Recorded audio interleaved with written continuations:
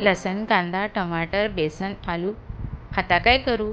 चला तर या 5 वस्तूंपासून झटपट बनणारा आलूचा झुणका करू. तेल गरम झालं की जिरा मोहरी टाका, लसण टाका, हिंग टाका, कांदा टाका.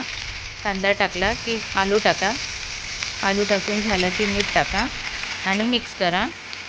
मीठ टाकून झालं की टमाटर टाकून पुन्हा मिक्स करा आणि झाकून शिजू द्या.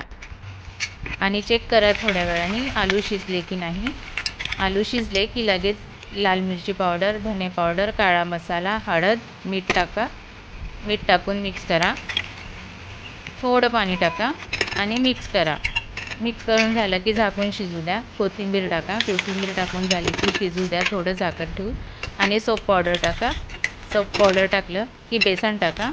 बेसन टाकून झालं की मिक्स करा आणि कोथिंबीर टाकून थोडा वेळ झाकण ठेवून शिजू द्या. आपला झटपट आलूचा झुणका तयार झाला आहे. तुम्ही पण नक्की करून बघा, तुम्हाला पण आवडेल. टिफिनसाठी झटपट बनणारी ही रेसिपी लाईक करा, शेअर करा, सबस्क्राईब करा. धन्यवाद.